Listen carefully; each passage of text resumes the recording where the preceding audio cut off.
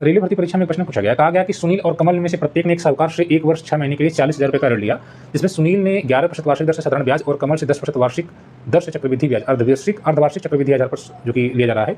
दोनों में से किसने अधिक ब्याज दिया और ब्याज के रूप में कितनी अधिक राशि का भुगतान किया। आप देखिएगा, पहले यह समझ लीजिए कि 40,000 रुपये लिए गए हैं। पहले केस में क्या हुआ, 1 वर्ष 6 महीने के लिए जो रेट ऑफ इंटरेस्ट है वो 11% है, जो कि साधारण ब्याज पर। तो आप 11% और अगर आप 6 महीना 1 साल का 11% है तो 6 महीने का 5.5 हो जाएगा, तो 11 5 16 16.5% हो जाएगा। तो 40,000 का यहाँ पर 16.5% यानी कि 16.5% पहले केस में जो सिंपल इंटरेस्ट वाला है यहाँ पर। अब दूसरे केस में क्या है, कंपाउंड इंटरेस्ट है 10% वार्षिक ब्याज की दर से और अर्धवार्षिक संयोजित हो रहा है। तो अगर आप 10%, अगर आप देखिए 1.5 साल है और 6 महीने पर आपका ब्याज जो है जुड़ जाता है, तो कितनी छमाही होगी, कहीं सर 3 छमाही होगी।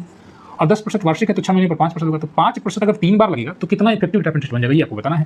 तो कहेंगे सर 5 धन 5 गुणे 5 यानी 0.25 10.25 हो जाएगा 2 साल का, लेकिन 3 साल का बताना है, तो मतलब कि 3 छमाही का बताना है, तो 5% फिर लगेगा। तो अब देखिए 10 5 15 10.25 और फिर इसका गुणा भी हो जाएगा, तो 10.25 गुणा 5 में करेंगे तो 25 25 125 25 हो जाएगा, और फिर 5 एकम 5 हो जाएगा, और 2 पे 51.25 बटा 100 हो जाएगा, तो 2 जीरो यहाँ पर दशमलव यहाँ आ जाएगा। ठीक है, तो इस प्रकार से 0.51 हो जाएगा। इसको हम इस प्रकार से लिखते हैं, 15 में 0.51 करोड़ जोड़ेंगे तो 15.527 और 5 1 6।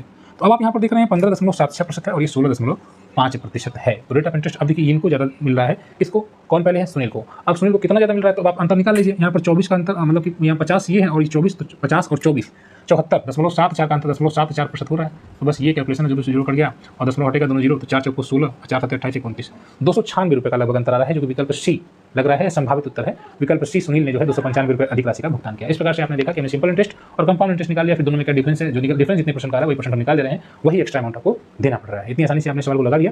थोड़े से कैलकुलेटिव होते हैं कंपाउंड इंटरेस्ट के सवाल, इसमें जब आप ढेर सारे क्वेश्चन की प्रैक्टिस करेंगे तो आप सवालों को तेजी से लगा लेंगे। रेलवे की तैयारी कर रहे हैं, प्रीवियस ईयर क्वेश्चन की प्रैक्टिस करनी है, तो इस चैनल को सब्सक्राइब करें। धन्यवाद।